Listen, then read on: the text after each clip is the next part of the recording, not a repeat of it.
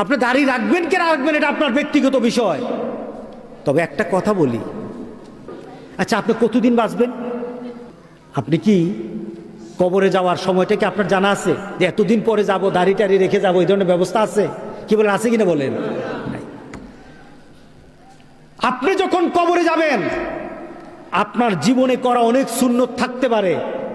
আপনার নামাজের সুন্নত, রোজার সুন্নত, আপনার উজুর সুন্নত, গোসলের সুন্নত, আপনার ঘুমানোর সুন্নত, ব্যবহারের সুন্নত, পরিবারের সুন্নত, আপনার সমাজের সুন্নত, সকল সুন্নত আপনি করে যাবেন। এগুলি রেকর্ড হবে। আর এটাকে যদি লাইভ করতে হয়, এটাকে যদি দেখাতে হয়, একটা সুন্নত আছে, এছাড়া আর কোনো সুন্নত দেখাতে পারবেন না। কথা ঠিক আছে কিনা বলেন? আপনি যখন কবরে যাবেন সব সুন্নত লেখা হবে, লেখা থাকবে।